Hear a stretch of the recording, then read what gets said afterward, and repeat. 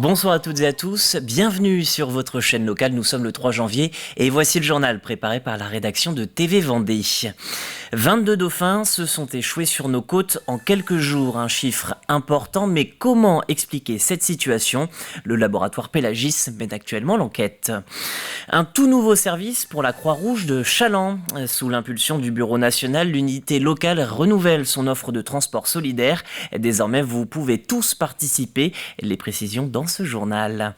Enfin, le 32e de finale de Coupe de France se rapproche pour les clubs vendéens. Les Herbiers, mais aussi la Châtaigneraie tentent de se qualifier ce week-end. C'est l'un de ces premiers rendez-vous de l'année attendus en Vendée. Les précisions sur tous ces événements, ce sera à l'issue de ce journal avec Colline Davy. Mais on commence donc sur nos côtes. 22 dauphins retrouvés morts sur les plages vendéennes depuis le 29 décembre et une dizaine rien que sur cette journée. Si le phénomène est assez récurrent, chaque année l'ampleur a de quoi interpeller. Comme chaque fois, le laboratoire Pélagis de La Rochelle recueille les carcasses afin de mener des analyses. Les scientifiques étaient ce matin dans le nord du département accompagnés d'Agathe Poulet. Donc là, il mesure. On est 1,30 m. Cécile et Willy ne perdent pas de temps et font leur premier diagnostic sur un des dauphins retrouvés échoués sur la plage. La carcasse est plus fraîche. On va l'embarquer. C'est un petit surprise qui est dans tombé sur nos locaux. Ouais. Et il va être autopsié par la vétérinaire. On pourra déterminer avec elle les causes réelles de la mort.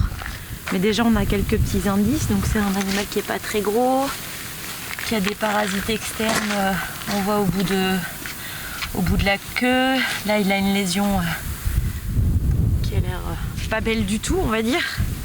Voilà, il montre un peu des signes de pathologie, mais comme ça, on ne peut pas affirmer. Pendant que Cécile continue les mesures sur le corps du mammifère marin, Willy se charge de récolter toutes les informations nécessaires. Les mensurations, l'âge ou encore le sexe de l'animal.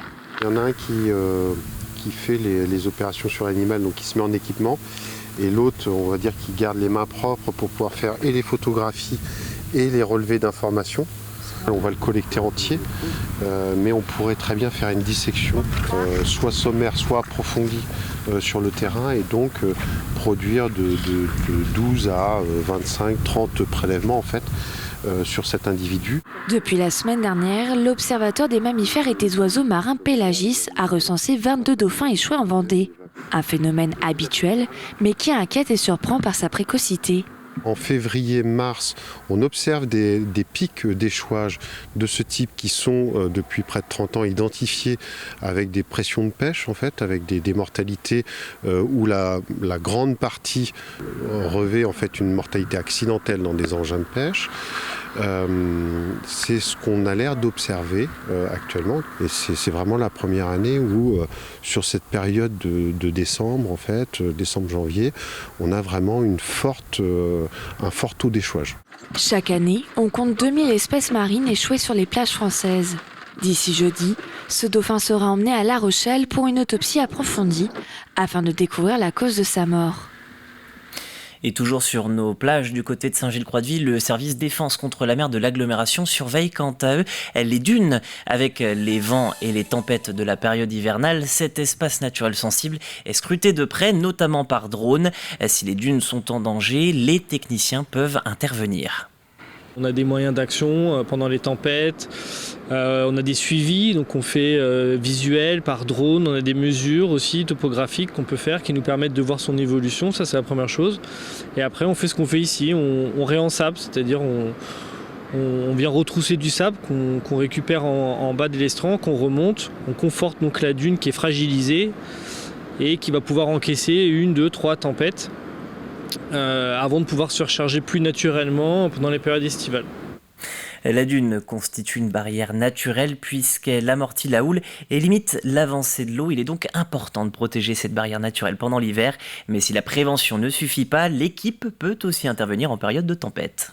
On a des modes de surveillance pendant ces tempêtes justement pour avoir un peu d'avance, pour savoir à quel moment ça va devenir compliqué, à quel moment il faut qu'on intervienne, ou plus grave qu'on évacue certaines parties de la population dans des enjeux, dans des zones avec des enjeux un peu plus forts. Donc on a toute une procédure de suivi des tempêtes qui nous permettent justement d'être un peu plus à l'aise pendant ces périodes un peu compliquées et de prévenir un peu le mal avant qu'il arrive. Du nouveau dans l'offre de transport solidaire de la Croix-Rouge de Challans. Sous l'impulsion du Bureau national, les unités locales enjoignent des particuliers à rejoindre la démarche. Désormais, vous pouvez devenir des chauffeurs bénévoles avec votre propre voiture pour convoyer des personnes isolées ou sans permis.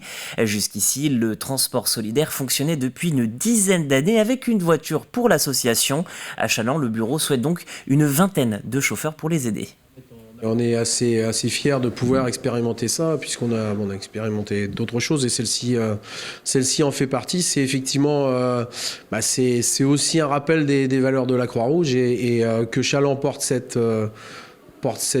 étendard pour la Croix-Rouge, je trouve que c'est quelque chose de gratifiant, et donc on va s'attacher justement à pouvoir le réaliser dans les meilleures conditions pour apporter un vrai service, puisqu'il y a quand même des besoins de plus en plus. Donc c'est notre motivation, et je pense qu'on va y arriver. Hier, nous vous parlions des changements du 1er janvier. Mais qu'en est-il de notre agenda de l'année ? Plusieurs nouveautés et événements vous attendent dans le département. Et si vous êtes sportif, par exemple, le premier rendez-vous, c'est bien sûr les 32e de finale de Coupe de France ce week-end. Mais pour un point complet, je vous propose de retrouver Colline Davy. La 17e commune nouvelle du département se nomme Terval. Tervalois, Tervaloises, voici le nouveau gentillet pour les habitants de la Tardière, Breuil-Barret et la Chapelle-aux-Lys à l'est du département. Le nombre de communes passe ainsi à 255 et elles seront toutes équipées de la fibre avant la fin de l'année. C'est en tout cas la promesse de Vendée Numérique. Et pour l'instant, pas de retard indiqué. Voyez vous-même le déploiement sur le département. Pas de retard non plus sur les routes, il y a même de l'avance. Les travaux du contournement nord de La Roche-sur-Yon, initialement prévus à l'automne, sont avancés à l'été. Dès la fin du mois, une voie sera ouverte dans le sens Bournezeau-Challans, et pour aller dans l'autre sens, il faudra attendre la fin du mois de mars. Il y a aussi des choses qui ne changent pas en Vendée. Si la pêche à la civelle était remise en cause pour 2023, elle reste finalement permise pour ce début de saison. Les négociations à Bruxelles ont permis de sauver l'activité des pêcheurs jusque début mars. La progéniture de l'anguille fait vivre un tiers des bateaux de Saint-Gilles-Croix-de-Vie. Et puis concernant les grands rendez-vous de 2023, une première ouverture, ou plutôt réouverture, le potager extraordinaire s'installe à La Roche-sur-Yon. Créé en 1995, il avait fermé ses portes il y a 4 ans aux Achards. Il s'installe dans un tout nouveau lieu et le public pourra le découvrir dès le 1er juillet. Un autre retour, celui de Poupée des Rails, annoncé comme la dernière édition l'an dernier. Le festival déjanté revient en Vendée. Et puis toujours en culture et toujours cet été, le Puy du Fou annonce un nouveau spectacle intitulé Le Mime et l'Étoile. Enfin, côté sport, pas de grandes nouveautés avant le départ du Vendée Globe l'an prochain, mais un anniversaire, le mondial de Montaigu, révélateur des futures stars du football, fête son demi-siècle. Et à l'instant, nous vous parlions de la Coupe de France. Plus que quelques jours avant que les joueurs de l'AS La Châtaigneraie ne foulent la pelouse du stade Henri Desgranges à La Roche-sur-Yon. Face à eux, une montagne, les Morbihanais du FC Lorient. L'actuel 6e de Ligue 1 vient tout juste de s'imposer face à Angers, lanterne rouge du championnat. 5 divisions séparent les deux formations. La Châtaigneraie évolue en R1. C'est donc l'une de ces belles histoires dont la Coupe de France a le secret. Écoutez d'ailleurs le président du club vendéen, il répondait aux questions de Diane Delangle dans la Vendée en direct. Depuis la qualification à Orvault, oui, on a eu le tirage qui s'est effectué 48 heures après. Donc on a tiré Lorient. Donc depuis le tirage, oui, ça y est, tout le monde est en effervescence pour ce match. Alors les consignes avant les fêtes, c'était on reste comme d'habitude, hein, c'est ça ? Oui, nous on est un petit club rural, donc aujourd'hui on change pas nos habitudes. Les joueurs, ils savent ce qu'il faut qu'ils fassent. J'espère qu'ils ont pas fait trop d'abus pendant ces fêtes, mais il faut profiter aussi des amis, de la famille. Donc voilà. Maintenant ils ont recommencé il y a 8 jours. Ils avaient 15 jours avant le match pour se préparer et éliminer un petit peu peut-être le surpoids s'il y a eu un petit peu d'abus. Et alors la préparation, là, avant le match, elle consiste en quoi ? Les entraînements sont habituels, ils sont peut-être plus ciblés ?